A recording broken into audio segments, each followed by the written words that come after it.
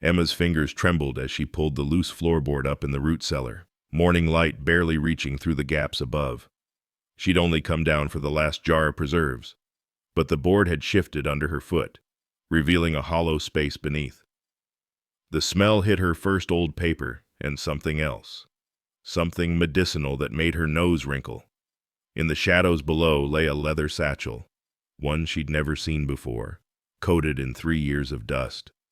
Her mother's initials were burned into the leather, M-E-H. Emma.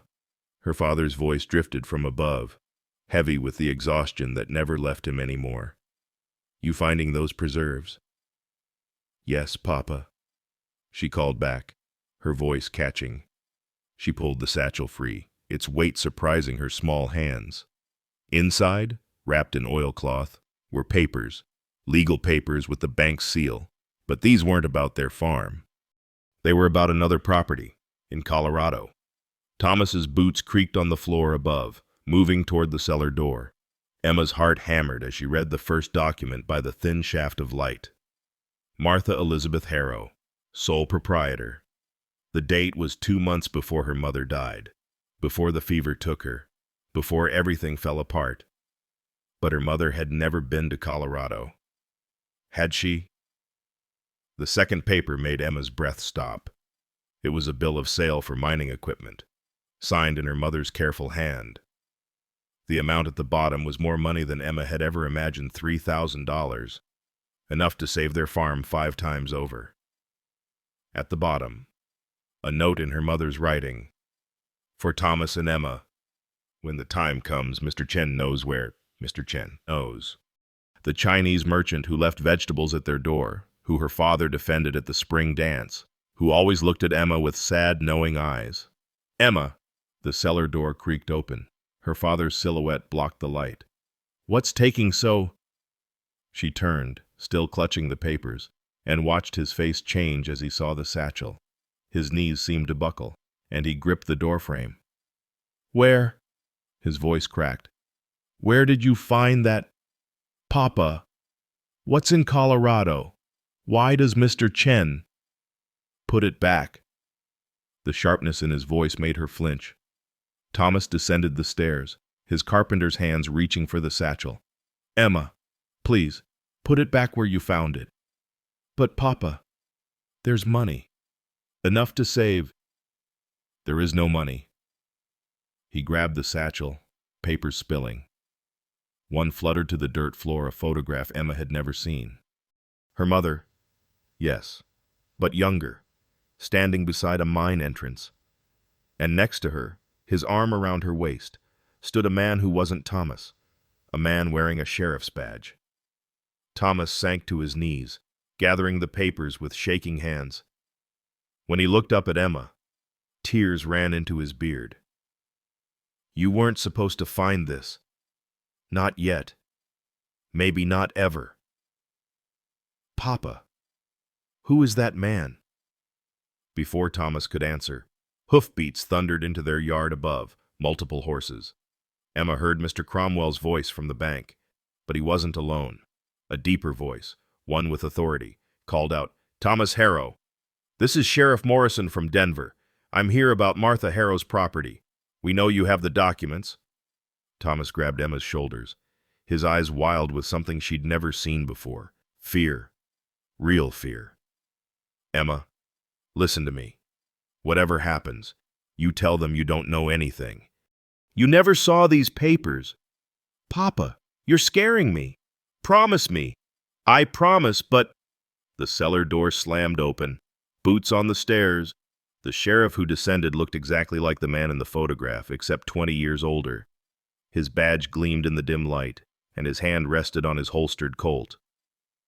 Hello, Thomas, Sheriff Morrison said, his voice cold as winter wind.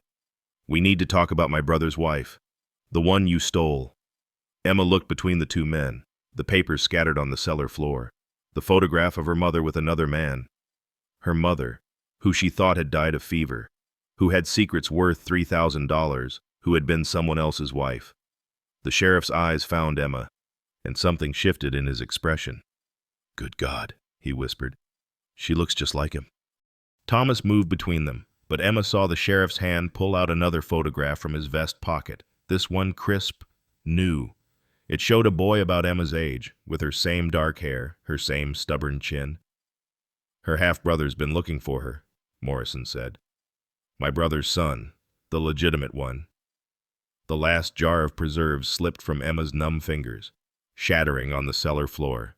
The red preserves spread across the dirt like blood, seeping into the photograph of the woman Emma thought she knew.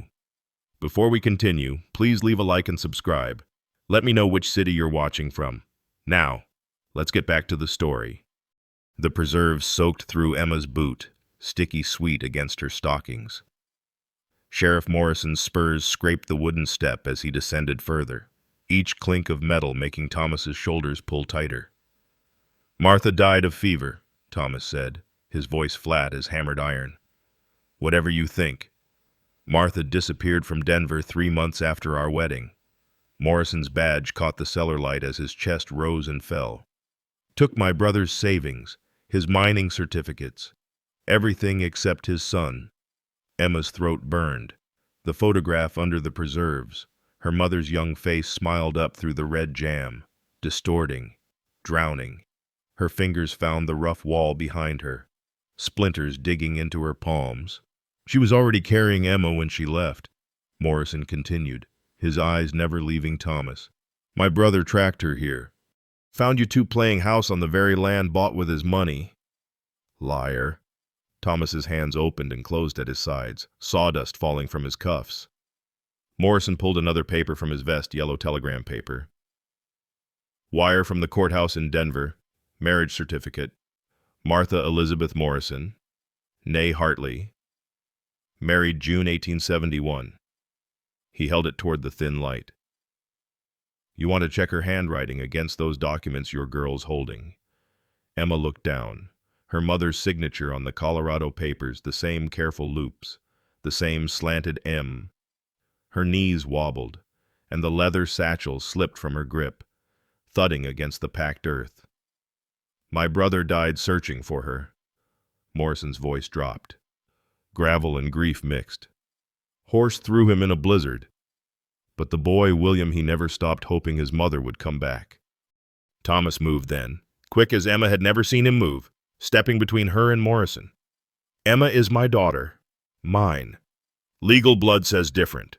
Morrison tapped his chest pocket. Got a judge's order here.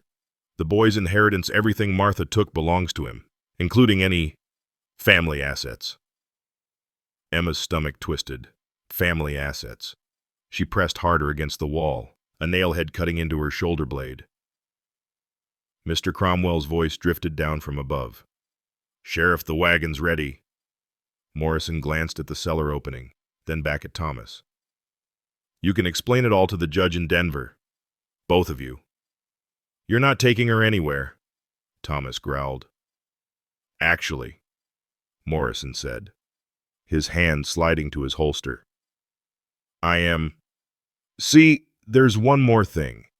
He pulled out a small glass bottle from his pocket. Medicine bottle, brown with a cork stopper. The same medicinal smell from the satchel filled the space. Found this in Martha's things after she died.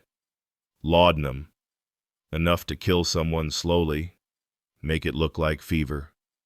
Emma's chest squeezed tight. She stared at the bottle, at her father's rigid back, at the spreading preserves that had reached the sheriff's boots. Papa. The word came out strangled. Papa. What's he saying? Thomas turned his head just enough for her to see his profile, the muscle jumping in his jaw. Emma, remember what I told you about your mother's garden? The garden, where nothing grew anymore, where Thomas never let her dig, where he'd buried something the night after Martha died. Morrison's boots shifted, grinding preserve-soaked dirt. What about the garden, Thomas? Emma's fingernails dug crescents into her palms. The garden, that dead patch behind the house where even prairie grass wouldn't grow. Where she'd seen her father digging by lantern light the night after Mama's burial. His shirt soaked through despite the cold. Nothing about any garden. Thomas's shoulders rolled back, wood shavings dropping from his collar. You want to arrest me? Morrison, do it. But Emma stays here. Can't leave a child alone on a failing farm. Morrison's thumb hooked over his gun belt. Judge's order says, the judge can go to hell. Morrison's hand dropped to his Colt's grip. Careful, Carpenter. The cellar air pressed thick against Emma's lungs. Through the floor above. Boot steps 2, maybe 3 more men. Mr. Cromwell's nervous cough. The creak of wagon wheels turning in the yard. Sheriff Morrison? A new voice drifted down. Soft, precise. Mr. Chen. Perhaps we discuss this matter outside. The child should not witness. The Chinaman's here. Morrison's eyes narrowed. Well, that's interesting. Martha's note mentioned you. Emma watched her father's hands clench. The tendons in his neck stood out like rope. Mr. Chen's footsteps crossed overhead, deliberate and slow. I am witness to Martha Harrow's final days, her true final days. Would the sheriff like to hear? Morrison's jaw worked side to side. He glanced at the photograph still visible under the preserves, then up at the cellar opening. Bring them up. Both of them. Thomas turned to Emma. His eyes, she'd never seen them so dark. Stay behind me. Don't speak unless I tell you. They climbed the stairs, Morrison's gun barrel catching light with each step. Emma's wet boots slipped on the 3rd rung. Thomas's hand shot back, steadying her, his palm rough and warm and trembling against her arm. The kitchen blazed with morning sun. Mr. Cromwell stood by the door, papers clutched to his chest. 2 deputies flanked the window's strangers with badges and rifles. Mr. Chen waited by the cold stove, his hands folded into his sleeves. Mr. Chen, Morrison said, positioning himself between Thomas and the door. You were saying about Martha's final days. Chen's eyes found Emma briefly, then settled on Morrison. Mrs. Harrow came to my store many times before her sickness. She bought unusual things. What things? Herbs, minerals. Chen's voice stayed level as pond water. Things used in mining camps, mercury, sulfur. Emma's stomach clenched. Mercury. She'd seen the silver liquid in a vial once at the general store, watched it roll and separate like living metal. Poison. The shopkeeper had warned, don't touch. She was treating herself, Thomas cut in. The fever. There was no fever. Chen's words dropped like stones. I am trained in medicine from my country. I examined Mrs. Harrow. No fever, but symptoms of mercury poisoning. Yes. Morrison stepped forward. You're saying she poisoned herself? I am saying what I observed. Thomas's hand found Emma's shoulder, fingers digging in hard enough to hurt. She could feel his pulse through his palm, rabbit quick. She asked me to keep documents, Chen continued, pulling a wrapped bundle from his coat. Said when the time comes, give to Emma, only Emma. Morrison reached for the bundle. Chen pulled it back. Only Emma, Chen repeated.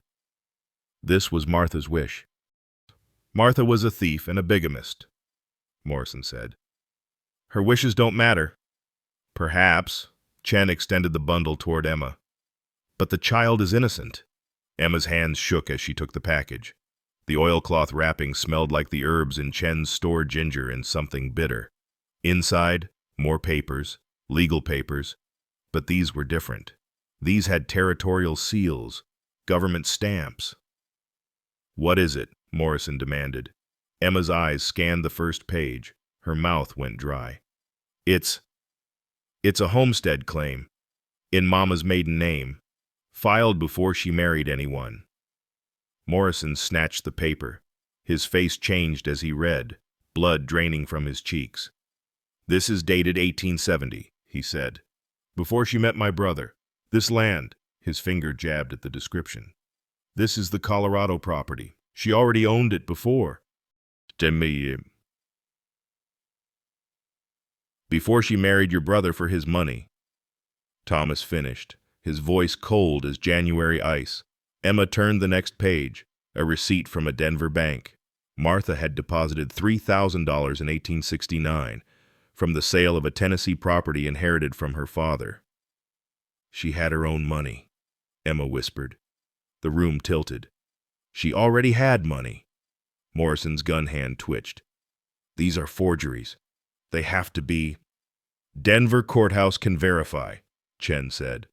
I already sent inquiry by telegraph. Reply should arrive today. Mr. Cromwell cleared his throat. Sheriff, if the woman had her own property before the marriage. Shut up.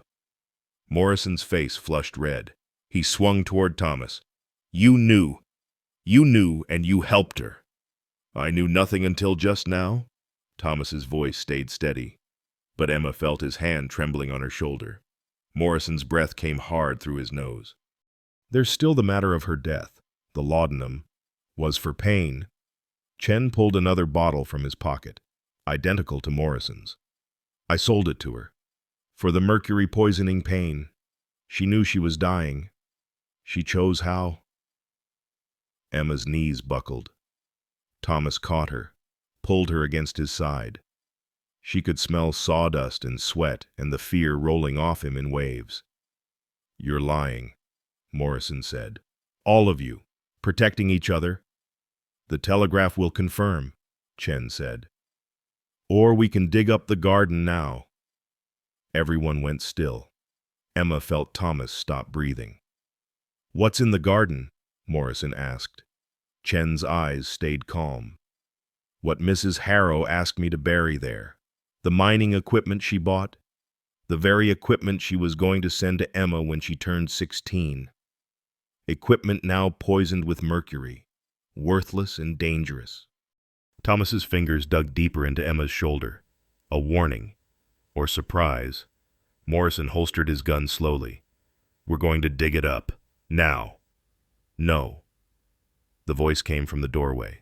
Reverend Samuel stood there, and behind him, half the congregation, Mrs. Henderson, the Brennans, others. You're not digging up anything without a territorial judge present. Morrison spun around. This is legal business. This is harassment. Samuel stepped inside, others following.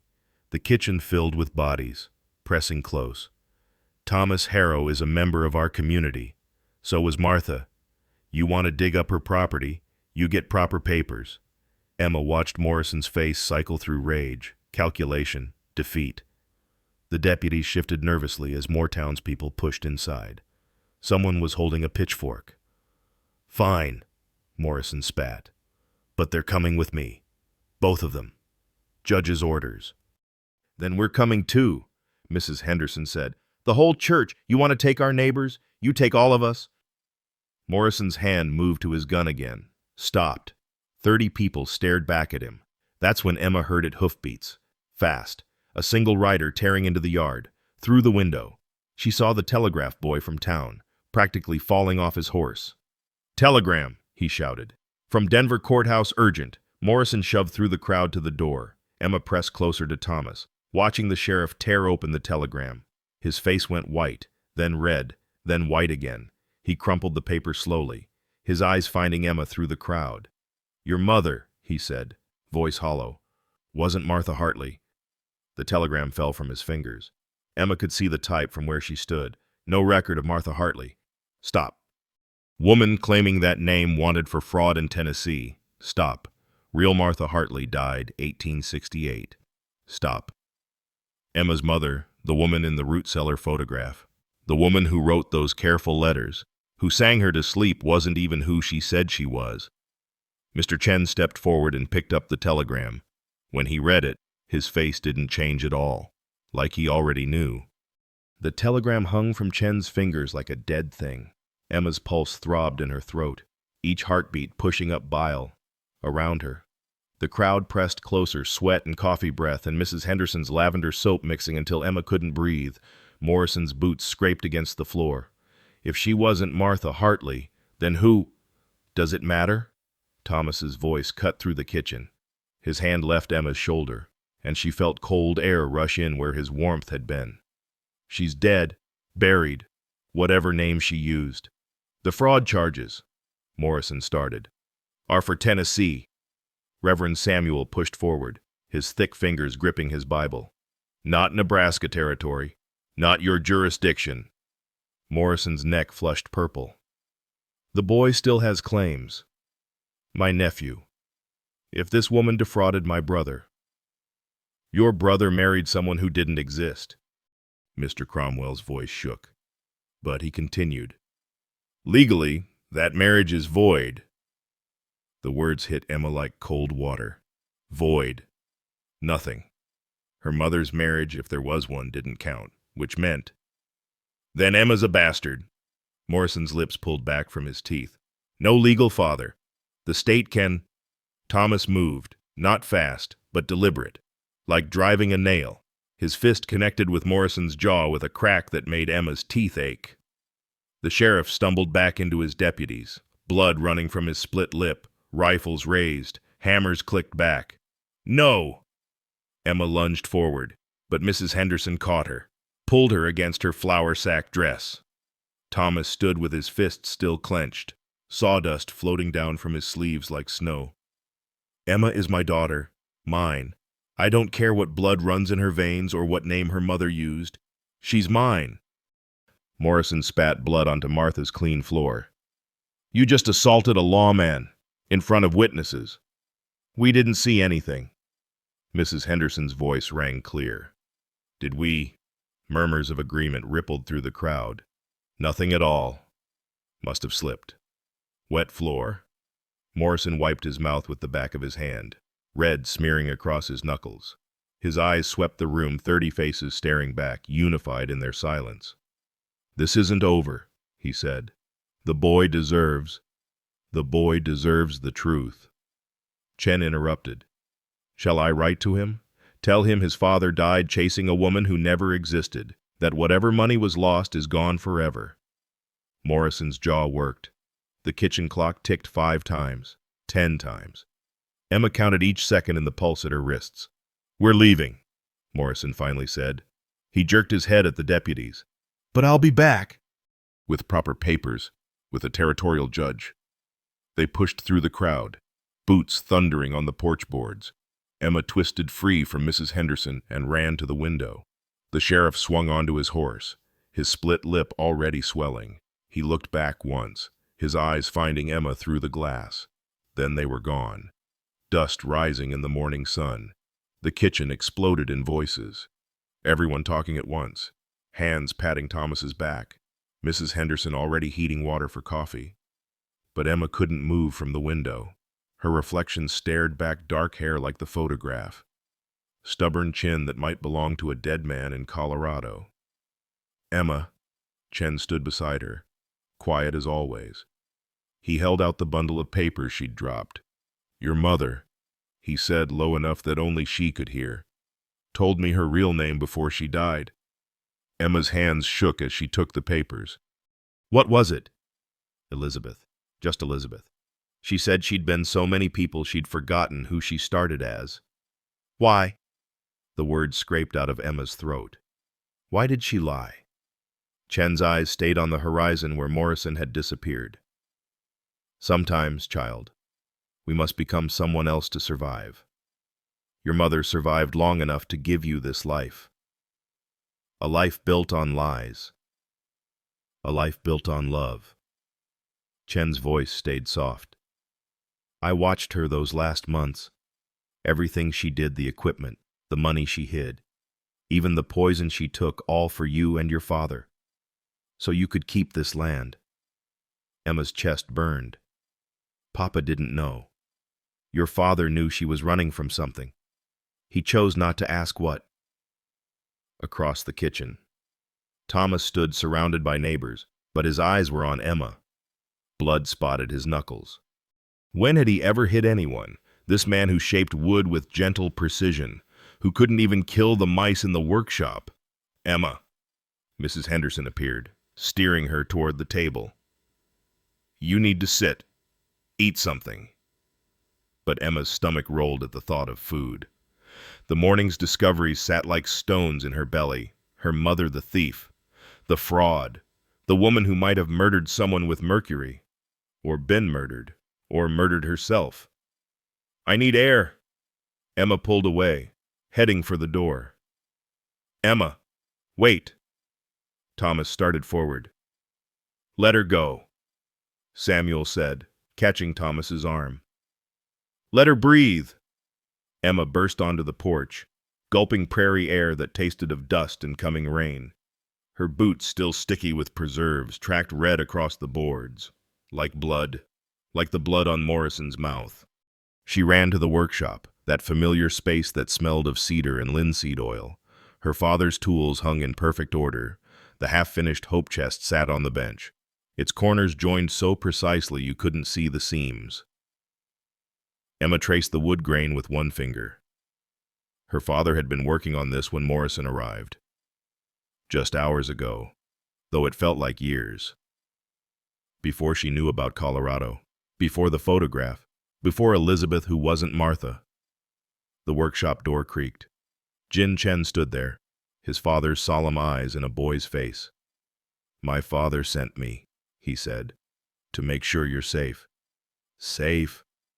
Emma laughed, but it came out cracked. My mother was a liar and a thief. My father might go to prison for hitting a sheriff. We're losing the farm. How is anything safe? Jin stepped inside, careful not to disturb the tools. My family left China because of war. Changed our names. Changed everything.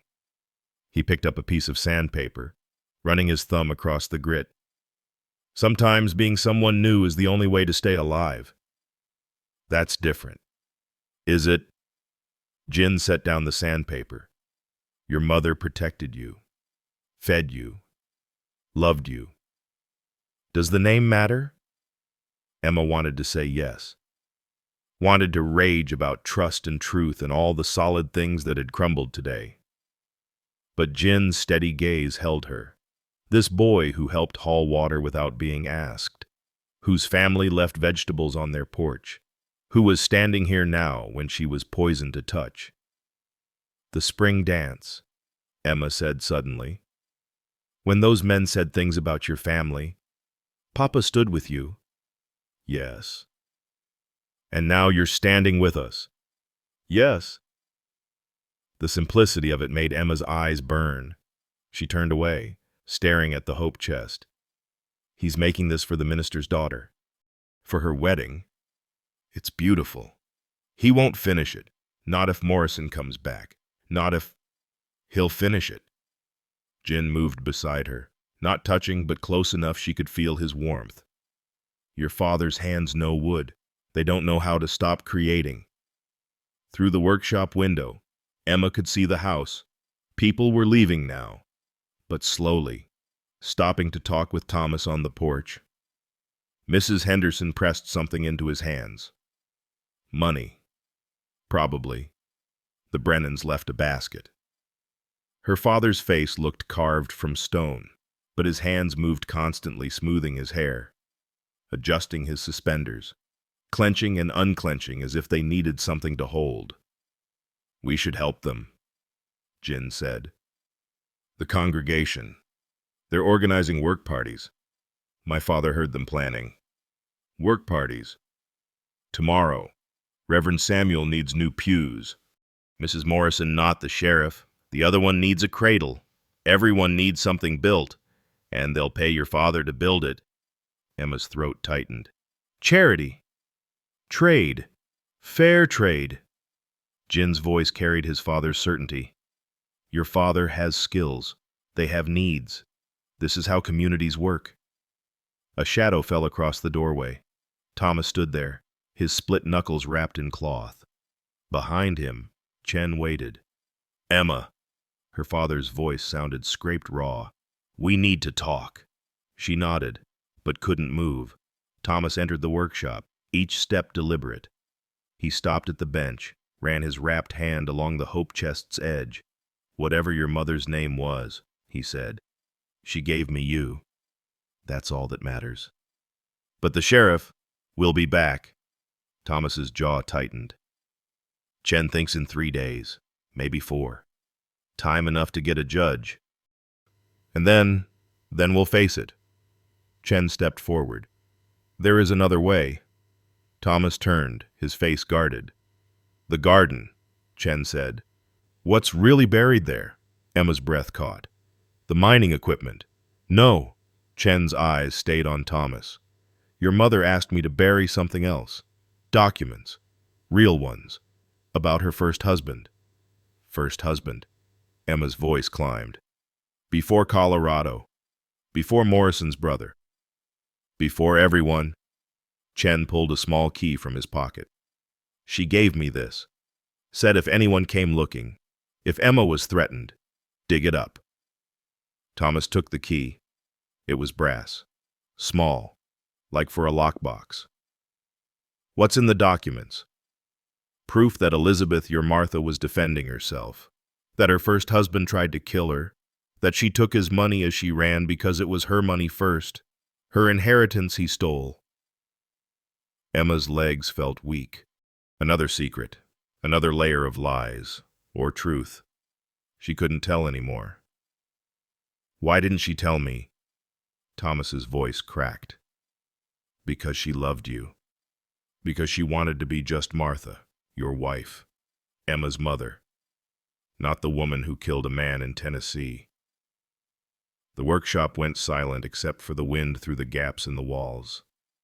Killed a man, her mother Martha, Elizabeth. Whoever had killed someone. Emma looked at her father's wrapped knuckles, the blood seeping through the cloth. He'd hit Morrison to protect her. What would he do if Morrison came for her again? What had her mother already done? We dig tonight, Thomas said. After dark. Chen nodded. I'll bring the lanterns. And then we see what Elizabeth wanted us to know. Jin touched Emma's elbow, gentle as butterfly wings. I'll help too. Emma looked at these three, her father who'd claimed her regardless of blood. Chen who'd kept her mother's secrets. Jin who stood beside her when he had every reason to walk away. What if it's worse? She asked. What if what's in that box makes everything worse? Thomas crossed to her, knelt so their eyes were level. His hands, those careful carpenter's hands, cupped her face. Then we face that too. Together. Emma nodded, leaning into his palms. They smelled of sawdust and blood and the lavender water Mrs. Henderson had used to clean his wounds. Through the window, she saw storm clouds building on the horizon. By tonight, rain would come. The ground would be soft. Easy to dig. Easy to bury things back if they needed to. Chen was watching the clouds too. Your mother, he said quietly, always said the rain would come when Emma needed it most. Emma pulled away from her father's hands. What else did she say? Chen's expression didn't change, but something shifted in his eyes. She said the boy in Colorado Morrison's nephew wasn't your half-brother. The floor seemed to tilt. What? She said Morrison's brother couldn't father children. The boy was adopted. But Morrison never knew. Emma's mind reeled. Another lie. Another truth. How many layers of deception had her mother wrapped around them? Then, whose child am I? The question ripped out before she could stop it. Thomas stood, his hand heavy on her shoulder. Mine. You're mine. But Chen was pulling another photograph from his pocket, this one so old the edges crumbled. A young man in a union uniform. Clean-shaven. Barely older than Emma. Your mother's first husband. Chen said. The one she ran from. The one she killed. Emma took the photograph with numb fingers. The man's eyes stared back at her. Her eyes. Exactly her eyes. The photograph trembled in Emma's grip. The Union soldier's eyes, her eyes seemed to follow her as she tilted the image toward the workshop's dusty light. A crack ran through the man's chest where the photograph had been folded, splitting him in half. His name was James Hartley, Chen said. Martha's Elizabeth's cousin by marriage. He came back from the war wrong. Emma's fingertip traced the crack.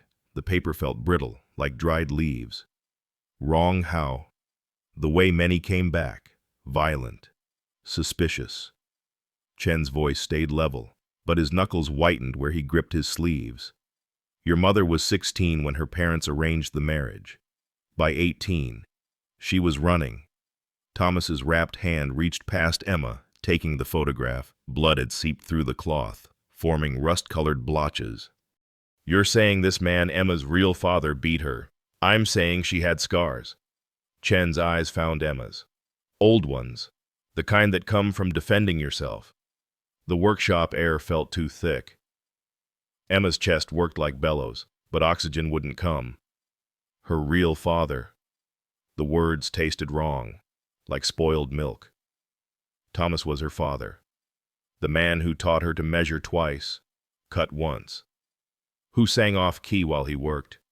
Who'd just broken his hand on a sheriff's jaw for her. Emma. Jin's voice pulled her back. He'd moved closer, his shoulder almost touching hers. Breathe. She sucked in air that tasted of sawdust and linseed oil. Thunder rolled across the prairie, still distant but coming. Through the window, the sky had turned the yellow-green of old bruises. We should go inside, Thomas said. Before the storm. No. Emma straightened. I want to know everything. Now. Before we dig, Chen and Thomas exchanged looks over her head. Tell me, Emma said, or I'll dig it up myself. Chen's shoulders dropped. Your mother came to my store 3 years ago, just after you moved here. She knew someone would eventually come looking. Morrison's brother, or someone from Tennessee, or my real father. He was dead by then. She made sure of that. The words hung in the workshop air like smoke. Made sure. Not he died. Not she escaped. Made sure. She poisoned him, Emma asked. She defended herself. Chen's voice carried no judgment, just fact. The night she left, he came home drunk, violent. She had already packed, had already decided to run, but he found her bags. Emma's stomach clenched. She could see it too clearly, a young woman, barely older than Emma herself, cornered by a man with her eyes. The neighbors found him the next morning, Chen continued. Head split open at the bottom of the stairs, bottle of whiskey beside him. Everyone assumed he fell. But he didn't fall, Emma said. It wasn't a question. Your mother never said exactly, but she took his savings and his mother's jewelry things that were supposed to be hers anyway, from her dowry. And she ran. Thomas set the photograph on the workbench, face down. So Morrison's brother was her second attempt at a new life. She thought Denver was far enough. Thought Martha Hartley was different enough from Elizabeth Hartley. Chen shook his head. But Morrison's brother turned cruel too, history repeating. So she ran again. To us. Thomas's voice cracked on the last word. To you. Chen pulled out a handkerchief, wiped his forehead. The storm was pressing the heat down, making everything close and sharp. She said you were the first man who never raised a hand, never raised your voice. She wanted Emma to know that kind of man existed. Emma looked at her father's wrapped knuckles. He'd hit Morrison, yes, but in 13 years, she'd never seen him violent before. Even when the Hendricks boy had stolen tools from the workshop, Thomas had just built him a toolbox of his own, said every man needed proper tools. Jin shifted beside her. My father says the past is like water. It always finds a way to surface. Your father's right. Thomas moved to the workshop door, studying the darkening sky. Morrison will be back. With papers. With authority.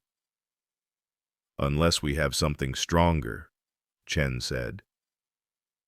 The documents in the garden your mother kept proof. Marriage certificates. Death certificate from Tennessee claiming accidental death. Letters from neighbors about James Hartley's drinking. His rages. That won't stop Morrison from taking Emma, Thomas said. No, but this might.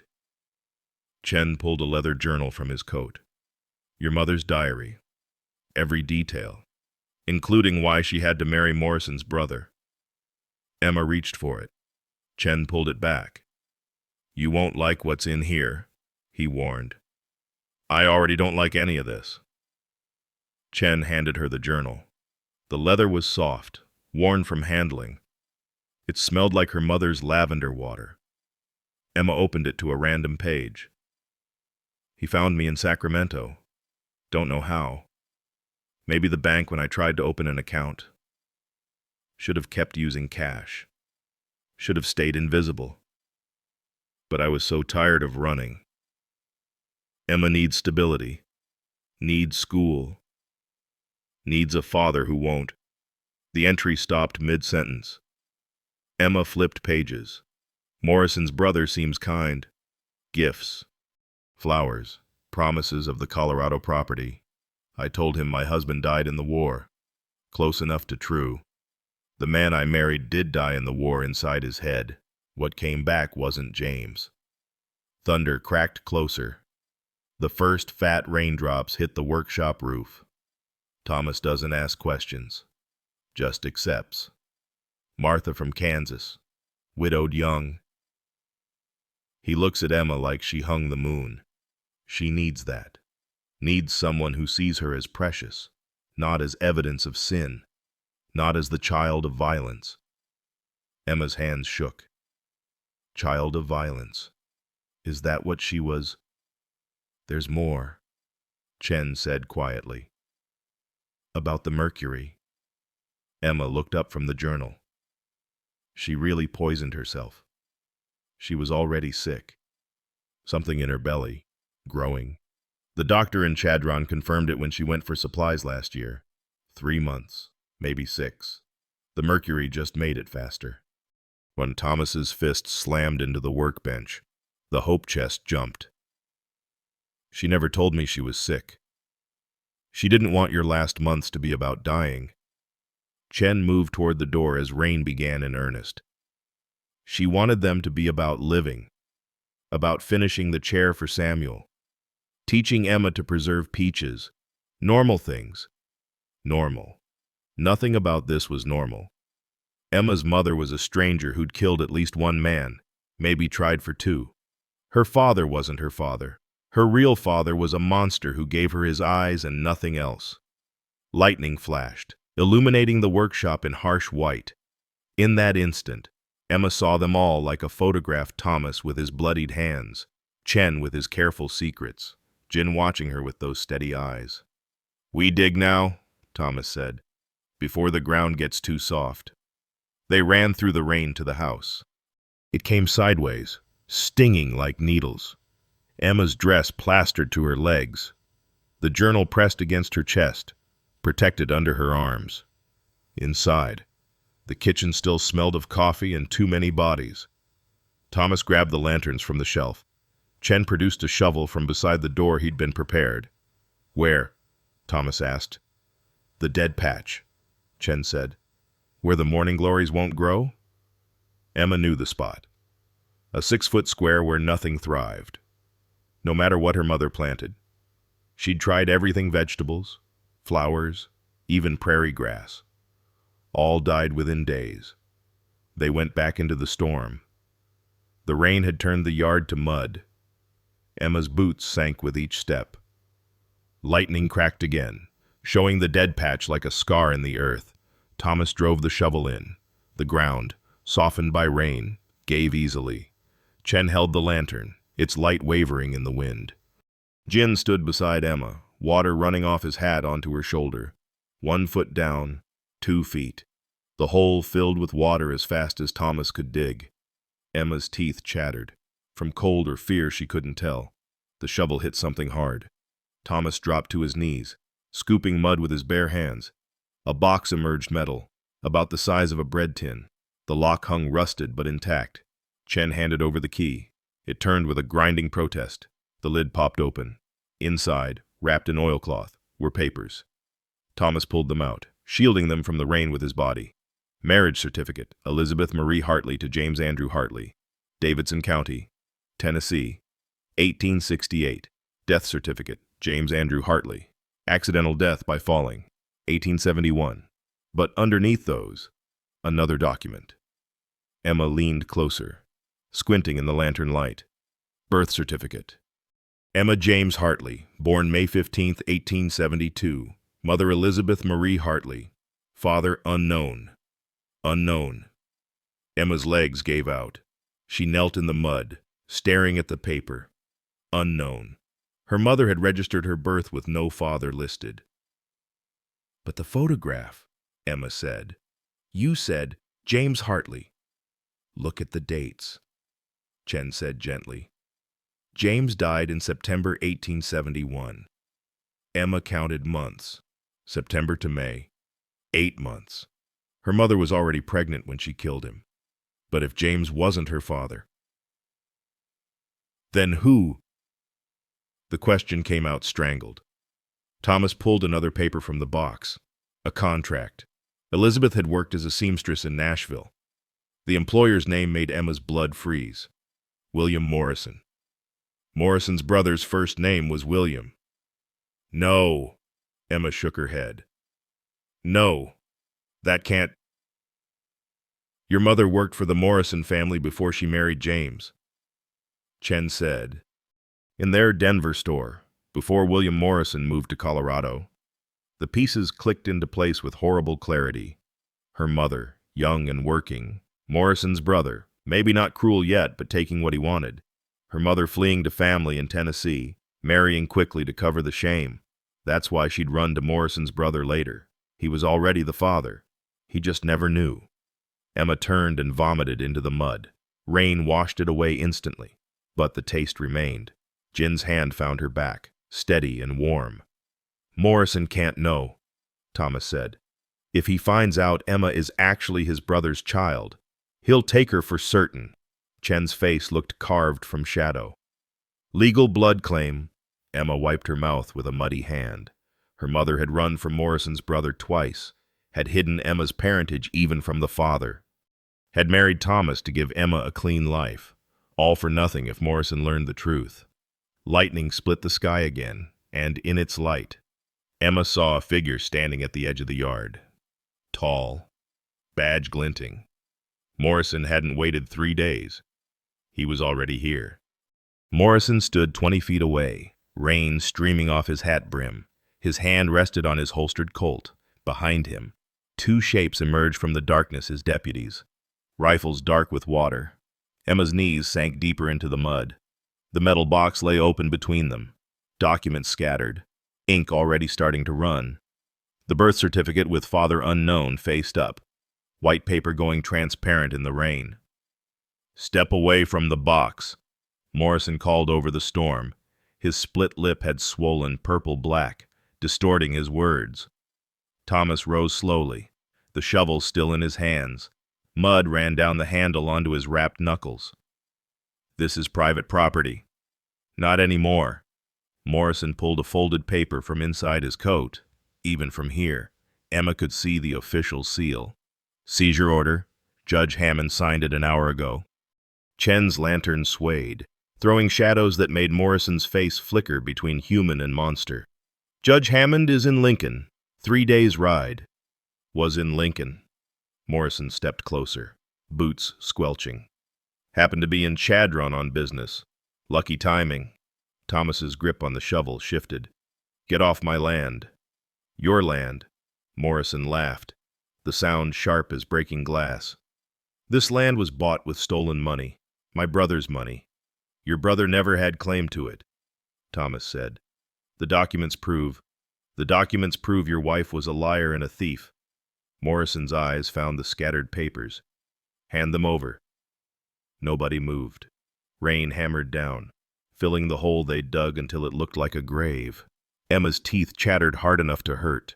The journal pressed against her ribs under her soaked dress, leather binding cutting into her skin. Jin shifted beside her, his hand brushing hers. When she looked, he pressed something into her palm, a small knife, the kind for cutting twine. His father always made him carry it. I said hand them over. Morrison drew his Colt, not pointing it yet, but holding it loose at his side. Chen bent slowly, gathering the wet papers. The birth certificate, marriage license, death certificate. Each one heavier with rain. Ink bleeding into illegible smears. He held them out to Morrison. Closer. Morrison said. Chen took 3 steps forward. His foot caught on something, a root. Maybe. Or just the slick mud. He stumbled. The papers scattered again, flying into the wind. Damn you! Morrison lunged for them. That's when Emma saw it. Chen hadn't tripped. He'd thrown them deliberately, sending the documents spinning into the storm. The birth certificate fluttered past Morrison's face. He grabbed for it, missed, spun to chase it. Run! Thomas hissed. Emma tried to stand. Her legs wouldn't work. The mud held her like quicksand, cold and sucking. Jin hauled her up, his wiry strength surprising.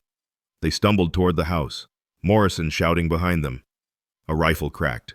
Wood exploded from the porch post inches from Emma's head. Splinters stung her cheek, warm blood mixing with rain. Next one doesn't miss. One of the deputies called. They froze on the porch. Emma turned to see Morrison stalking toward them, papers clutched in his fist. Half of them were nothing but pulp now, ink running black down his hands. Inside, he ordered. The kitchen felt too bright after the storm's darkness.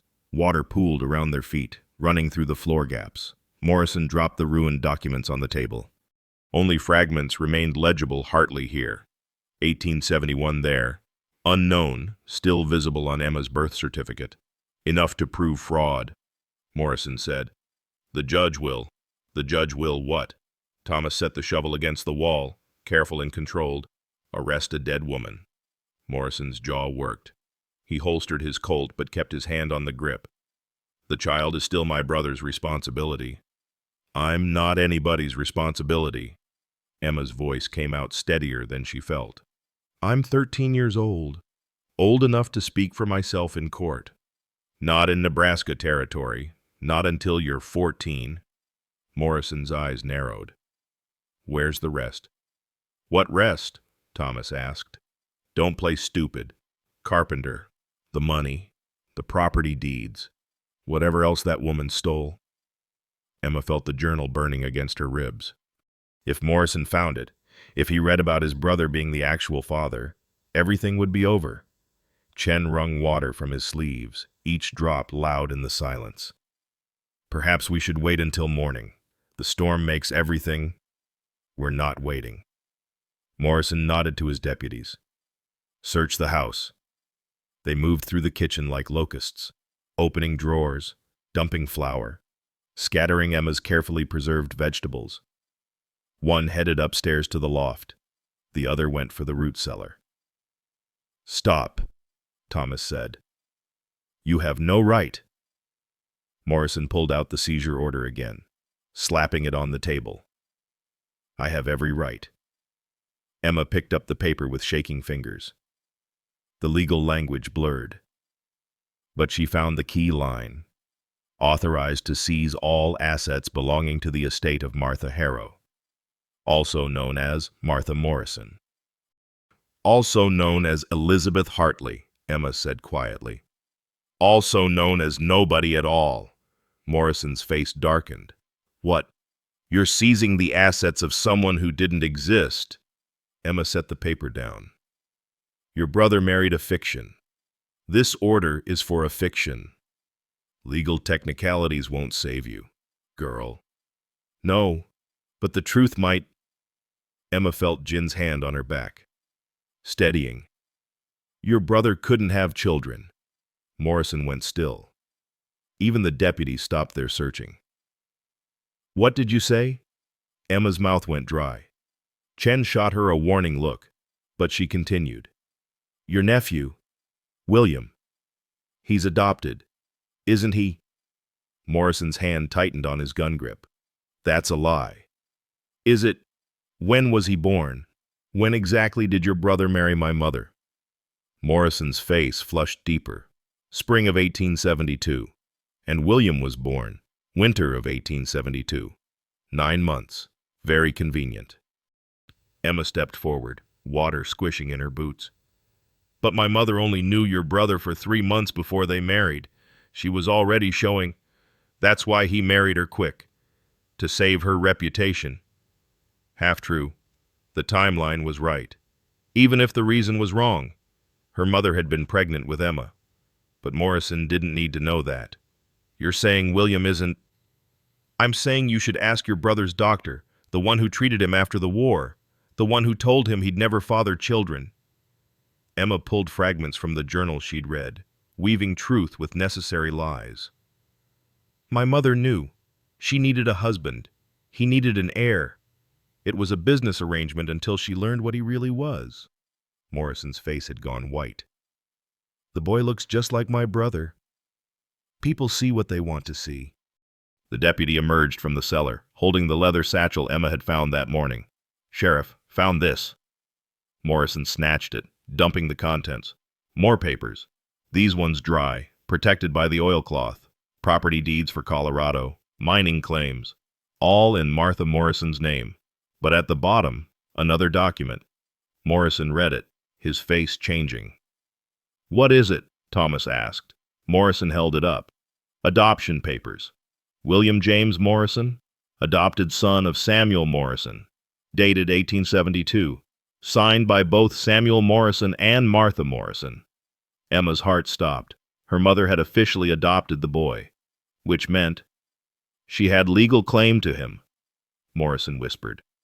If she adopted him, she could have taken him when she left.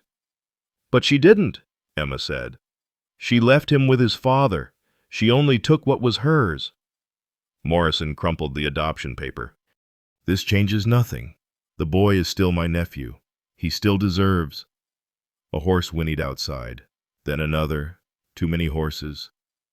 Through the window, lanterns bobbed in the darkness, dozens of them, moving through the storm toward the house. The door burst open. Reverend Samuel stood there, water streaming from his coat. Behind him, half the town crowded onto the porch. Mrs. Henderson, the Brennans, the Chen's neighbors, all of them soaked, all of them grim-faced. "Evening, Sheriff," Samuel said. "Heard you were conducting business in the storm. Thought you might need witnesses." Morrison's deputies shifted nervously, rifles lowering. They were outnumbered 20-1. "This is legal business," Morrison started. "So is this—" Samuel pulled out a telegram, miraculously dry inside his coat. "From Judge Hammond, the real one, in Lincoln." Morrison grabbed the telegram, reading fast. His face went from white to red to white again. Emma couldn't see the words, but she saw Morrison's hand start to shake. "What does it say?" Thomas asked. Samuel's voice carried over the storm. "Says the seizure order is fake. Says Judge Hammond never signed anything. Says Sheriff Morrison is to report to Lincoln immediately to answer charges of forging legal documents." Morrison dropped the telegram. It fluttered to the wet floor, landing in the muddy water. "That's impossible. I saw Hammond myself. He signed—" "You saw someone," Samuel said. "But Hammond's been in Lincoln all week. Telegraph confirms it.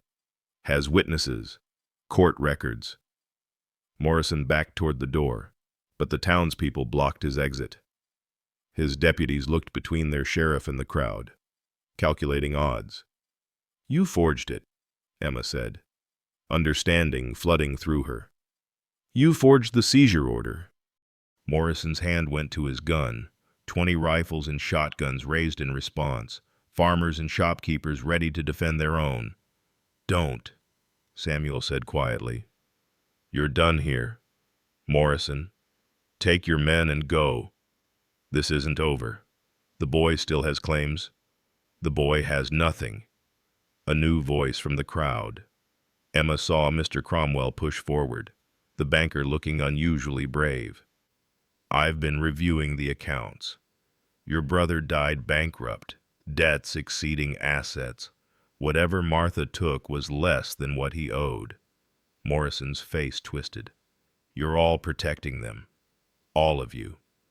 "We're protecting our neighbors," Mrs. Henderson said, "from a lying lawman with fake papers." Morrison looked at Emma, and in his eyes she saw something break. "You look just like him," he said quietly. "Just like my brother." Emma's blood turned to ice.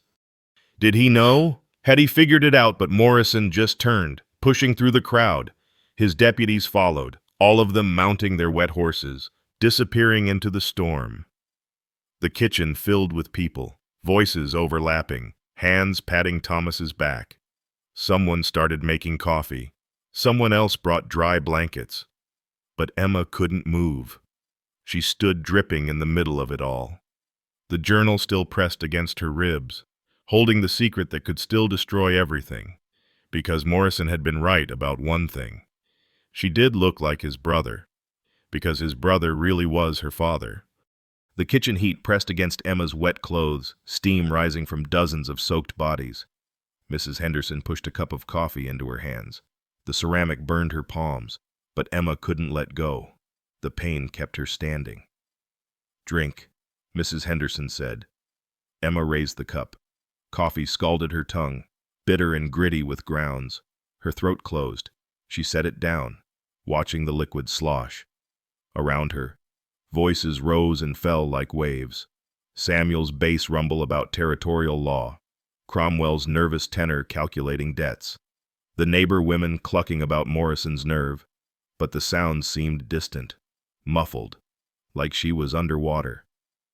The journal pressed against her ribs, leather edges cutting through wet fabric.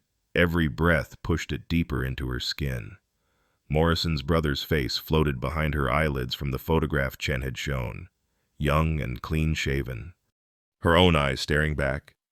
"Emma!" Jin stood beside her, holding a blanket. She hadn't heard him approach. He wrapped it around her shoulders without asking, his hands careful not to touch her directly. "You're shaking," he said. Was she? Emma looked down. Her hands trembled against the table, fingernails blue-white with cold, mud caked under them, dark as dried blood. Thomas pushed through the crowd, his wrapped knuckles weeping red through fresh bandages Mrs. Brennan had applied. "Emma needs to rest. I'm fine. You're not." He pressed his palm to her forehead. His hand felt like ice, or maybe she was burning. "Chen, help me get her upstairs." "I can walk." She stood. The kitchen tilted. Her knees buckled, and Thomas caught her, his arms solid and warm and smelling of sawdust even through the rain.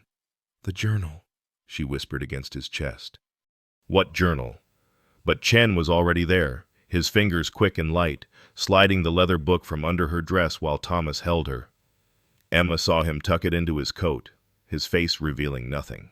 Thomas carried her to the loft, her wet boots dragging against the stairs. Each step jarred her bones. The voices below faded to murmurs. He laid her on her bed, Martha's old bed, inherited when Emma grew too big for her child's cot. "Need to get you out of these wet clothes," Thomas said. Mrs. Henderson appeared with Emma's nightgown and shooed Thomas away. Her efficient hands peeled away the soaked dress, chemise, stockings. Emma's skin had gone gray-white, mapped with red marks where the corset stays had pressed. "Jesus, child," Mrs. Henderson breathed. "You're ice cold." She rubbed Emma dry with rough towels, the friction burning like needles. The nightgown felt strange against Emma's skin, too soft, too clean. Mrs. Henderson piled quilts on top of her, but the shivering wouldn't stop. "I'll heat bricks," Mrs. Henderson said, heading downstairs. Emma lay in the dark, listening to the storm. Rain hammered the roof inches above her head. Wind whistled through the gaps in the walls. Somewhere, a shutter banged repeatedly, like a hammer on wood. Footsteps on the stairs. Chen appeared with a steaming cup. Not coffee, something that smelled of ginger and bitter herbs. "Drink this." Emma pushed up on her elbows. The movement sent lightning through her skull. "What is it?" "Medicine. For the shock." "I'm not in shock." Chen's eyes stayed steady. "Your mother drank this the night she killed James Hartley." Emma's hand froze, reaching for the cup. "What?" "She told me. Every detail. How he came home drunk. How he found her packed bags. How he grabbed her by the throat." Chen set the cup on the bedside table. "How she pushed him down the stairs." "Pushed." Emma's voice cracked. Not fell. Pushed. Pushed. And then stood at the top of the stairs watching him die. Took 12 minutes. Emma's stomach clenched. She watched to make sure he couldn't hurt her again. Chen pulled the journal from his coat, set it beside the cup. It's all in here, including what Morrison's brother did to her when she was 15, when she worked in his store. 15, 2 years older than Emma. He forced her, she calls it taking advantage. But yes, Chen's face showed nothing, but his hands clenched in his lap. When she discovered she was pregnant, she ran to family in Tennessee, married James quickly. He believed the baby was his premature. He thought, when you came early. Emma pulled the quilts higher. They smelled of cedar and age. So James Hartley thought he was my father. Until you opened your eyes, Morrison eyes, that's when the beatings got worse. The medicine cup steamed on the table. Emma reached for it, hands shaking so hard the liquid sloshed. The first sip burned, then numbed. Ginger and something else laudanum. Maybe the same thing that killed her mother. Why did she go back to him, to Morrison's brother? Chen shifted on the bed's edge. She thought enough time had passed. Thought he wouldn't recognize her. She'd changed her name, her appearance. And she needed his money to run farther. California, maybe. Or Mexico. But he did recognize her. Not at first, but after they married. Yes. The way she held a needle, a song she hummed, something gave her away. Chen's voice dropped. That's when he became cruel. Like James. Like they all become, not Thomas. No, not Thomas. Chen stood. He's different. Your mother knew it the moment she met him. Said he had gentle hands. Through the floor, Emma heard the crowd dispersing. Boots on the porch. Wagon wheels in mud. The storm was passing. Thunder rolling east toward Iowa. Thomas's footsteps on the stairs. He appeared with heated bricks wrapped in flannel, tucking them around Emma's feet. The warmth hurt, then helped. Better. Emma nodded, though her teeth still chattered. Thomas sat on the bed's edge, the mattress dipping. His wrapped hand rested on the quilt over her knee. Morrison's gone. Samuel followed to make sure. Won't be back tonight. But tomorrow. Tomorrow we deal with tomorrow. Emma wanted to tell him everything. About Morrison's brother being her real father. About the journal full of horrors. About her mother watching a man die for 12 minutes. But her tongue felt thick, heavy. The laudanum, maybe, or just exhaustion. Papa, she said. The word came out slurred. Sleep, little rabbit. His pet name for her, unused since Martha died. Emma's eyes closed without her permission. She felt Thomas stand, heard his boots cross to her dresser. A drawer opened, closed. Something scraped metal on wood. She forced her eyes open. Thomas stood by the window, holding her mother's music box, the one Martha had brought from Tennessee, or Colorado, or wherever she'd really come from. He wound the key. Tinny notes filled the loft a waltz, slow and sad. She played this when you had nightmares, Thomas said. Remember, Emma did. Martha sitting on this same bed, the music box on her lap, humming along. But now Emma wondered, was Martha remembering dancing with Morrison's brother before he turned cruel, or with James Hartley before she saw his true nature? Or was she thinking of the 12 minutes she watched him die? The medicine pulled her down. Her eyelids weighed pounds. The last thing she saw was Thomas at the window, silhouetted against lightning, the music box playing its lonely tune. She dreamed of her mother dancing with a man who had Emma's eyes. He held her too tight, fingers leaving bruises on her waist. Martha tried to pull away, but he wouldn't let go. They spun faster and faster until Martha pushed him. He fell backward down endless stairs, his head hitting each step with the rhythm of the music box. Emma woke to silence. Gray dawn light leaked through the window. The storm had passed, leaving everything washed clean. She sat up, head pounding. Thomas slept in the chair beside her bed, his chin on his chest. The music box sat open on his lap. Chen was gone.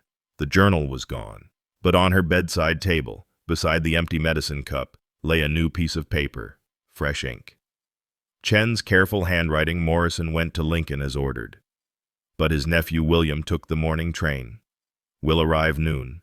The boy knows the truth. Coming for his sister. Sister. Her half-brother, the one who supposedly wasn't her blood at all, was coming. Emma looked at Thomas sleeping, at his bandaged hand that had broken itself defending her. In 6 hours, William Morrison would arrive. The boy her mother had adopted, then abandoned. The boy raised by the man who had fathered them both through violence. What would he want? Money, revenge, or just to see the sister he'd never known existed through the window? Emma saw a figure walking up the road, too far to see clearly. But something about the walk, the set of the shoulders, it looked like Morrison. But Morrison had gone to Lincoln, unless he'd sent his deputy back, or unless that wasn't Morrison at all. Emma pressed her palm against the cold window glass. The figure on the road stopped at the gate, then turned toward the Henderson farm. Not Morrison. Mrs. Henderson's nephew from Chadron. Probably. His shoulders hunched the same way. Thomas stirred in the chair. The music box slid from his lap, hitting the floor with a discordant chime. His eyes snapped open, instantly alert the way he'd been since Martha died, like sleep was an enemy that might attack. What time is it? His voice came out rough. Emma checked the mantel clock. Past 7. Thomas stood, joints popping. Dried blood had seeped through his bandages again, forming rust-brown stains. He flexed his fingers, winced. Chen left a note, Emma said. Thomas picked up the paper, read it twice. His jaw muscle jumped. Noon? 4 hours. 4 hours. He folded the note into precise squares, smaller and smaller until it disappeared in his fist. Get dressed. We have work to do. Emma swung her legs out of bed. The room spun once, settled. Her nightgown stuck to her back with dried sweat. What work? The hope chest. Need to finish it. Now with William coming. Especially with William coming. Thomas moved to the door. Stopped. Your mother would have finished it. No matter what. He went downstairs. Emma heard the workshop door slam. She dressed in her everyday calico, fingers fumbling with buttons. Her hands wouldn't stop shaking. Every footstep outside made her freeze, listening. But it was just chickens. Wind, the normal sounds of morning. Downstairs. The kitchen showed evidence of last night's chaos, muddy footprints. Coffee grounds scattered. Chairs askew. Emma's stomach turned at the smell of stale coffee and wet wool. Through the window, she saw Thomas in the workshop, already bent over the hope chest. His plane moved in steady strokes, each one sending up a curl of pine. The rhythm never changed, even with his injured hand. Emma grabbed her shawl and crossed the yard. The storm had left puddles everywhere, reflecting the gray sky. The dead patch where they dug looked like a wound in the earth. The workshop smelled of wood shavings and linseed oil. Thomas didn't look up when she entered. Sand the lid, he said. Emma took the sandpaper, running it along the grain. The repetitive motion helped. Her hands steadied. They worked without speaking. The only sounds their breathing and the whisper of sand on wood. A wagon rattled into the yard. Emma's hand froze. Through the door, she saw Chen climbing down, Jin beside him. They carried something wrapped in burlap. Keep sanding, Thomas said. Chen entered, set the bundle on the workbench. The town's been busy. He unwrapped it. Money. Not just coins, but paper bills. More than Emma had ever seen. A leather pouch heavy with silver dollars, banknotes, even gold pieces. What is this? Thomas set down his plane. Collection. Every family contributed. Chen pulled out a list. The Hendersons? $20? The Brennans? 15. Widow Kaufman? $5, she said, was for the funeral dress you never charged her for. Thomas's Adam's apple worked. I can't. You can. You will.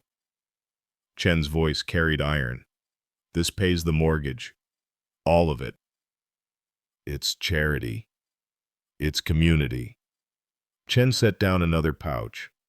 This is from the Chinese families. We understand about running it, about starting over with nothing. Jin stepped forward, pulled something from his pocket, a silver dollar, worn smooth. This is mine. From hauling water all summer. Emma's eyes burned. Jin, you can't. I can. He pressed it into her hand.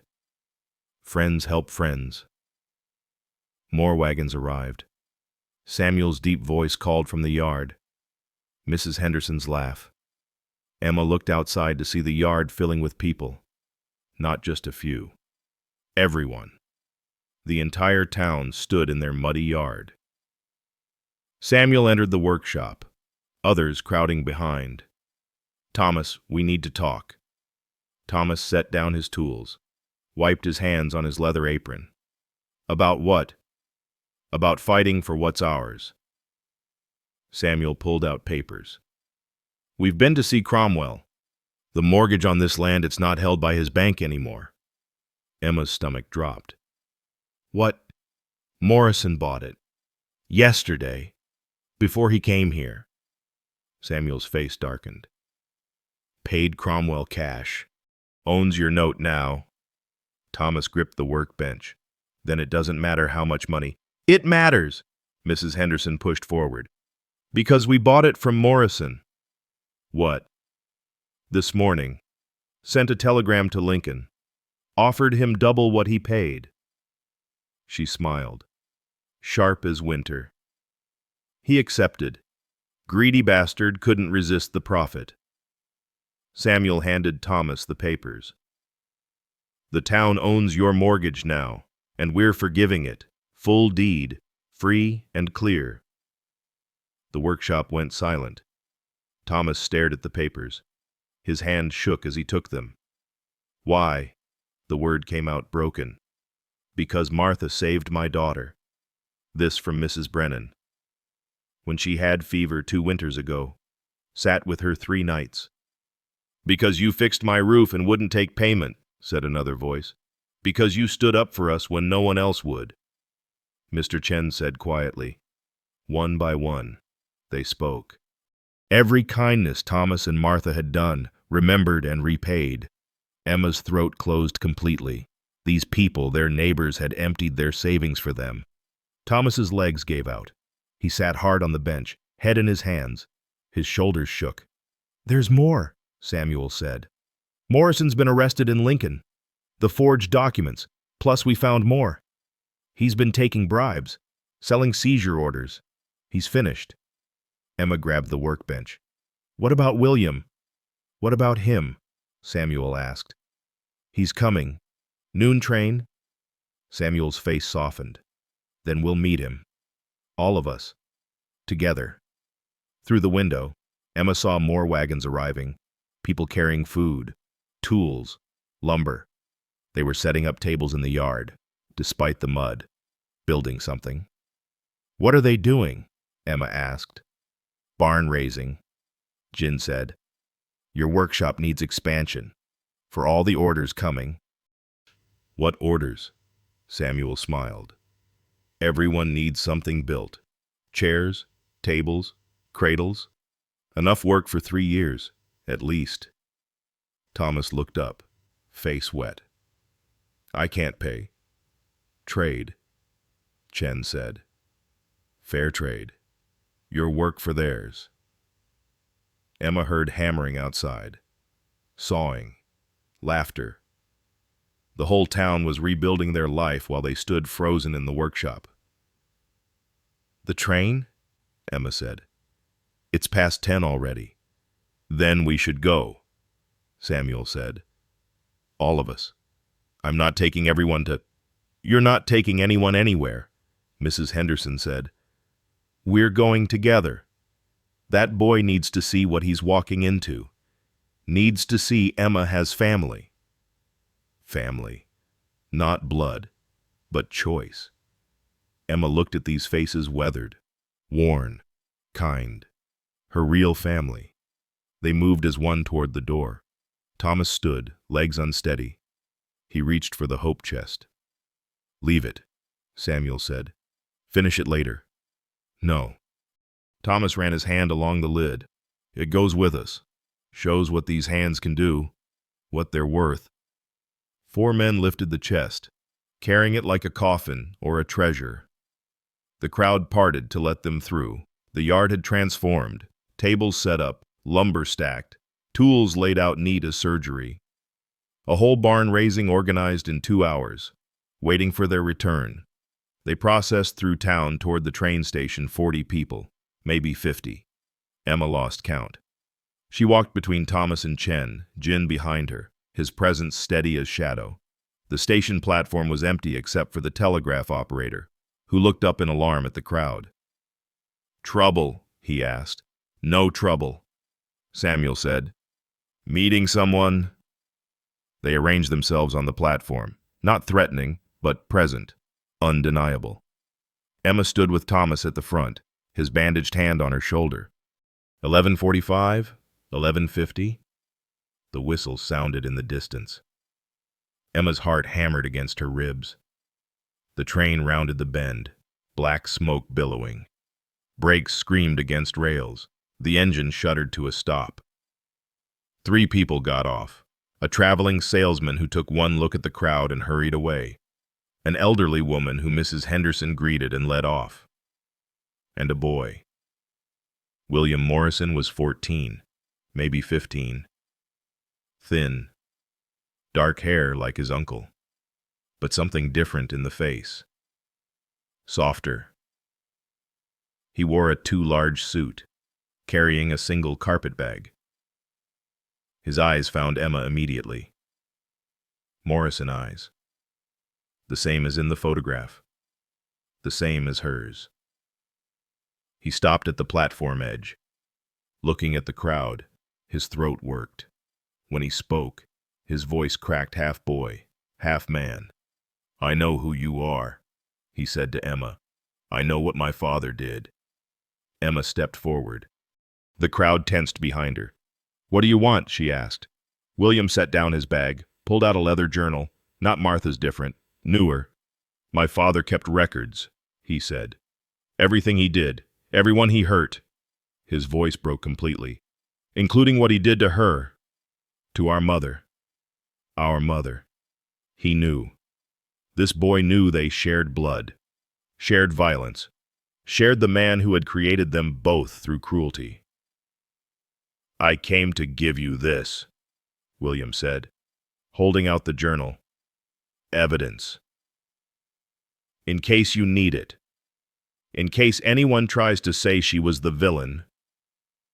Emma's hand moved without her permission. Taking the journal, it was heavier than it looked. Inside the front cover, Morrison's brother's handwriting. Property of Samuel Morrison. Private accounts. She flipped through pages. Names. Dates. Amounts. And worse detailed accounts of his conquests, including Elizabeth, age 15, shop girl. "He's dead," William said quietly. "My father, 3 months ago, heart gave out." Emma looked up. Morrison said, "My uncle lied, wanted the money he thought she stole." William's laugh was bitter. "But there was no money. Father died bankrupt, drunk, alone." The crowd had gone silent. Even the wind had stopped. "I don't want anything," William continued. "I just wanted to see you, to know you were real, that she was real, that someone got away from him." Emma felt Thomas move behind her. His hand left her shoulder as he stepped forward. "You came alone?" Thomas asked. William nodded. "Uncle doesn't know I'm here. Thinks I'm at school." "Where will you go?" "Back to Denver. I have a scholarship. The Jesuits." William picked up his bag. I'm going to be a teacher. Maybe help other... He stopped, swallowed. Maybe help others who need it. Emma found her voice. You could stay. For a day. See the town? William's eyes widened. You'd want that? You're not him. Emma held up the journal. You brought proof against your own blood. That took courage. William's face crumpled. He was crying. This boy who shared her eyes and her blood and her burden. I dream about her sometimes, he said. A woman singing, but I can't remember her face. Emma's own eyes burned. She hummed while she sewed, always the same tune, a waltz. Yes. William's voice was wonder. Yes, I remember. Thomas moved between them. You'll stay with us tonight. Tomorrow. You decide. William looked at the crowd behind them. All these faces, watching, protecting. They all came for you, he asked Emma. They came for us, Emma said. For family. William's bag dropped. His shoulders shook. This boy who'd grown up with Morrison violence, seeing what family could be. That's when Emma saw him, Morrison himself, stepping off the far end of the train. He'd come back. Not on the morning train from Lincoln, but hidden on this one. Watching. His hand was already on his gun. Morrison stood 30 feet away, his coat pushed back to show the Colt. His face had gone past red to purple, veins standing out like rope at his temples. Behind him, the train's engine hissed steam, white clouds drifting across the platform. William. Morrison's voice carried over the space. Get over here. William turned slowly. His shoulders pulled up toward his ears. Uncle. I said get over here. Emma felt the crowd shift behind her, 50 people moving as one organism, tightening around them. Thomas stepped in front of both children, his damaged hand hanging loose at his side. The other raised. Morrison, you're supposed to be in Lincoln. Judge released me. Lack of evidence. Morrison's eyes never left William. Boy's coming home with me. I'm not... William's voice cracked but held. I'm staying here. Morrison's hand tightened on the gun grip. You're 15 years old. I'm your legal guardian. Father's dead. William pulled papers from his jacket. 3 months ago. You never filed guardianship papers. I checked. The platform boards creaked under Morrison's weight as he stepped forward. Your father's not dead. I saw the body. I was at the funeral. William's hands shook, rattling the papers. You lied about everything. Morrison's face twisted. Get over here. No. The word hung in the air like a struck bell. Morrison drew his Colt, not pointing it yet, holding it loose at his thigh. Samuel's voice boomed from the crowd. There are 50 witnesses here. Morrison. Witnesses to what? A guardian collecting his ward. Witnesses to a disgraced lawman threatening children with a gun. Morrison laughed, ugly and sharp. Disgraced, I've got a telegram from the territorial governor reinstating me. Seems Judge Hammond was confused. Paperwork mix-up. Emma's stomach dropped. Chen moved beside her, his voice low. He paid someone. Has to have. Doesn't matter. Morrison raised the Colt, pointing it at Thomas. The boy comes with me, or the carpenter pays for assaulting an officer. Then shoot me. Thomas didn't move. Right here, in front of everyone. Papa. No. Emma started forward. Jin caught her arm, held her back. His fingers dug into her elbow hard enough to bruise. Morrison's gun hand trembled slightly. Sweat rolled down his temple despite the cool morning. I'm within my rights. Your rights. William stepped around Thomas before anyone could stop him. Like my father's rights when he forced himself on a 15-year-old girl. The platform went silent except for the engine's dying hiss. What did you say? Morrison's voice dropped dangerous. William held up the journal Emma had been holding. I read his diary, every page, every girl he hurt. His voice grew stronger, including Elizabeth, including Emma's mother. Morrison's face drained white. You're lying. Page 73, May 15th, 1871. William opened the journal, read in a clear voice. The shop girl finally stopped fighting, reminded her about her position, about her family's debts. She won't tell anyone. Emma's knees locked. Those words, her mother's rape, spelled out in Morrison's brother's neat handwriting. The crowd behind her had gone completely still. That's enough, Morrison said, but William kept reading. She's with child, demands I marry her, as if I'd pollute the Morrison name with shopgirl trash. Stop. Gave her money to disappear. Should have known she'd be back. These types always come back. William closed the journal. These types, that's how he saw her, how you see us. Morrison's gun swung toward William. You ungrateful little... Thomas moved. Not fast, not violent. He simply stepped between the gun and William, his arms spread wide. Shoot me, he said again. Not the boy. Morrison's finger moved to the trigger. A rifle cocked behind Emma, then another. She turned to see 20 guns raised, farmers, shopkeepers, even Mrs. Henderson holding an old hunting rifle. You shoot, we shoot, Samuel said simply. Morrison turned in a slow circle, seeing guns everywhere. His own gun wavered. This is conspiracy, armed insurrection. I'll have federal marshals here. With what evidence? Cromwell stepped forward, the banker looking braver than Emma had ever seen him. The whole town saw you draw first. Self-defense. Clear as day. Morrison backed toward the train, gun still raised. His heel caught on a platform board. He stumbled, caught himself, face flushing darker. The boy is blood. Morrison blood. No. William's voice rang clear. I'm choosing my family, and it's not you. Morrison's face contorted.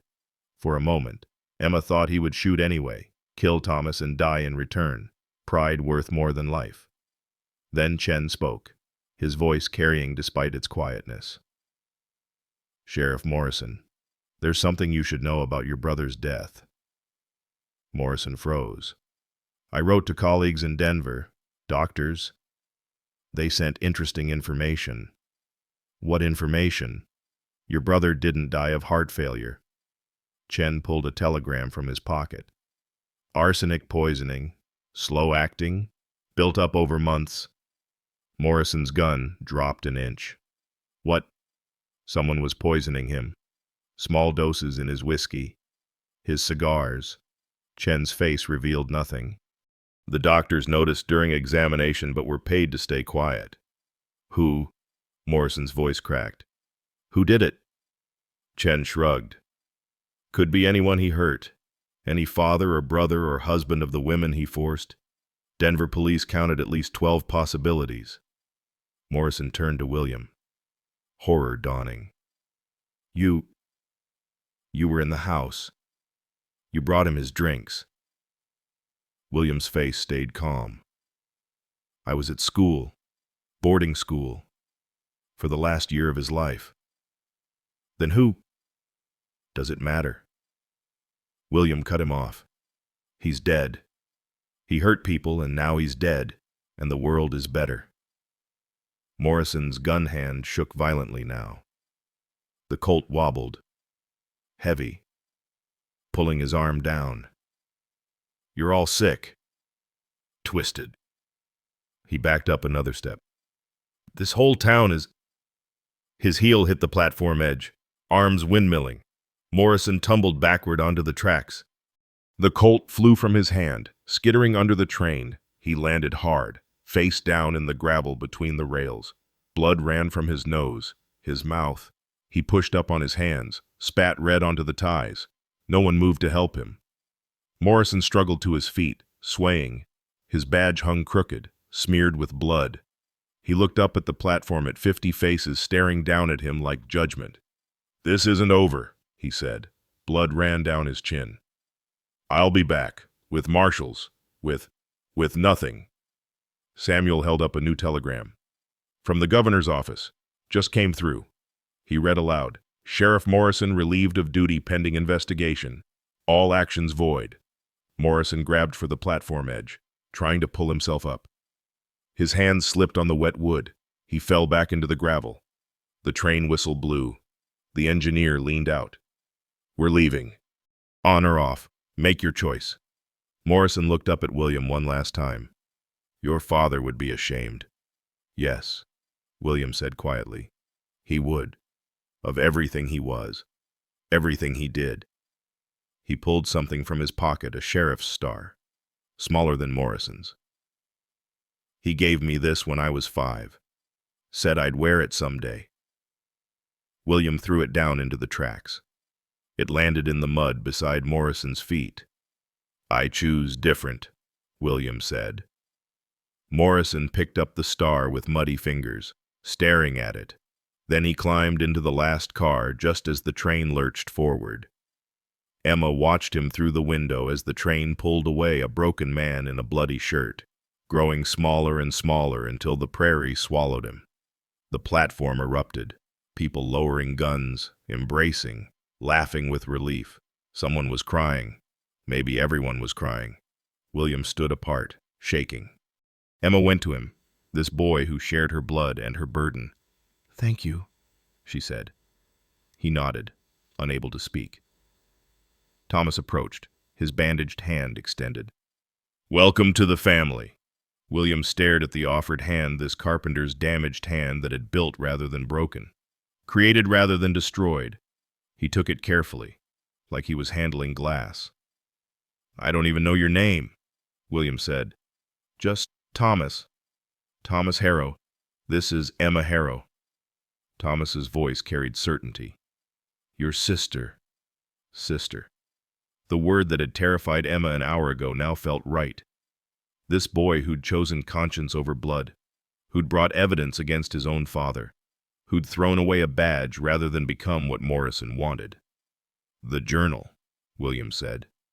"There's more. About the money. Father never had any. It was always Elizabeth's, your mother's. From her family's shipping business in Tennessee." Emma opened the journal, flipping through. Their receipts, bank records, proof that everything Martha had taken was already hers. "She wasn't a thief," Emma whispered. "No, she was a survivor." William looked at the crowd dispersing around them. "Is it always like this here, everyone together?" "Yes," Jin said, stepping forward. "Always." Mrs. Henderson approached, rifle still in her hands. "You'll need a place to stay, young man." "He's staying with us," Thomas said firmly. "Tonight, yes. But if he's remaining in town, he'll need proper accommodations for school."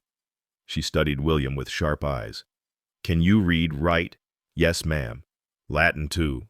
Some Greek." "Then you can help with the school. We need an assistant teacher."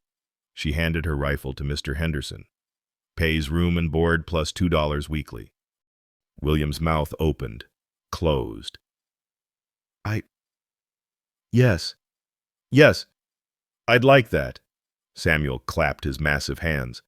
"Then it's settled. Now, we have a barn to raise." The crowd moved as one back toward the Harrow farm. William walked between Thomas and Emma, stumbling slightly like his legs weren't quite working right. Emma knew the feeling when the world shifted so fast you couldn't find your balance. "Your mother," William said suddenly. "Did she ever mention me?" Emma thought of the journal entries, the pain hidden between lines. She said leaving you was the hardest thing she ever did. But she did leave.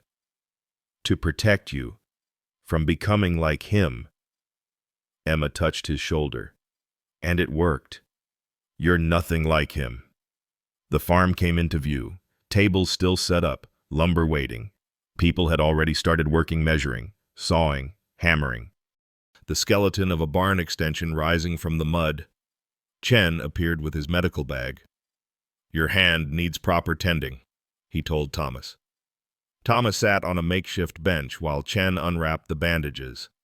The knuckles were swollen purple-black, but not broken.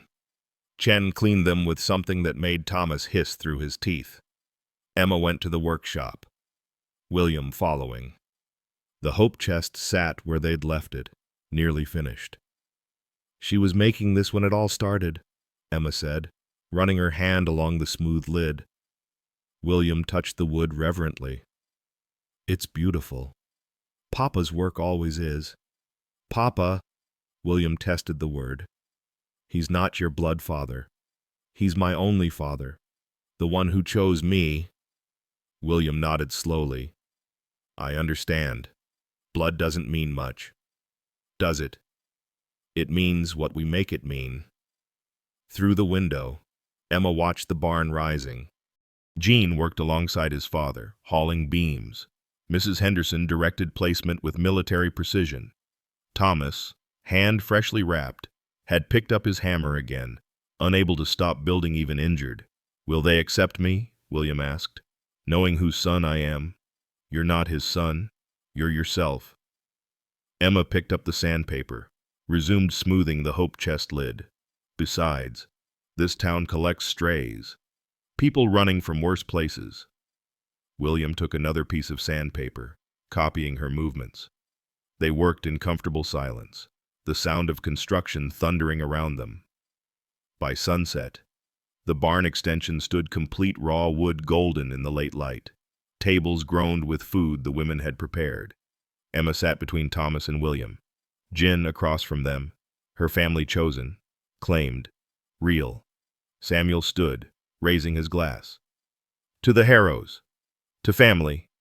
To the town that stands together." 50 glasses raised in return. Emma looked at William, this boy who'd arrived as threat and became brother. At Thomas, whose broken hands had never stopped building. At Chen and Jin, who'd held secrets and offered sanctuary. At the town that had emptied its pockets and raised its guns for them. Tomorrow, they'd finish the hope chest, take new orders, begin the work that would sustain them for years. William would start teaching, finding his own place in this patchwork family. But tonight, they sat at rough tables in the prairie wind, lanterns fighting back the dark. Mrs. Henderson had brought her fiddle. Someone had a harmonica. Music rose with the smoke from the cooking fires, carrying across the grasslands. Emma felt her mother's absence like a missing tooth always there, always noticed, but also felt her presence in this gathering, this chosen family Martha had died protecting. William leaned close. "Do you think she'd be happy seeing this?" Emma thought of her mother Elizabeth, Martha, whoever she truly was, a woman who'd survived violence, who'd killed to protect herself, who'd poisoned herself to protect others, who'd loved fiercely even while living in fear. "Yes," Emma said. "She'd be happy we're free." As if in answer, Thomas lit the lamp in the kitchen window, the one Martha had always kept burning. Its light reached across the darkness to where they sat, a beacon calling them home, not to the house, not to the land, but to each other.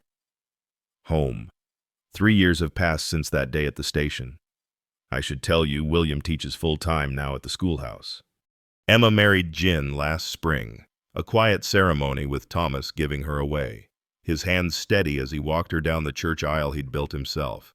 The workshop employs 4 men. The town thrives. But that's not why I'm telling you this story. I'm telling you because Martha Elizabeth, whoever she was, she lived. Despite everything done to her, every violence inflicted, she lived long enough to plant Emma in good soil, long enough to see Thomas's gentle hands, long enough to choose her own ending rather than have it chosen for her. The lamp still burns in the window every night. Not for Martha to find her way home, she's already there in every board Thomas planes, every lesson William teaches, every laugh that escapes Emma when Jin makes her forget to be serious. Some say the West was won with guns and gold. But it was really won like this, people choosing each other when blood failed them, building barns for strangers who became family, standing together when the law itself turned lawless. That's the truth I needed you to know. Disclaimer. This is a work of fiction created solely for entertainment purposes. The story does not condone, promote, or encourage any form of violence, illegal activity, or harmful behavior of any kind. All characters and events depicted are entirely products of the author's imagination. Any resemblance to actual persons, living or dead, or actual events is purely coincidental. The historical setting serves only as backdrop for a fictional narrative about family, community, and redemption. Readers should not interpret any character's actions as endorsed or recommended behavior.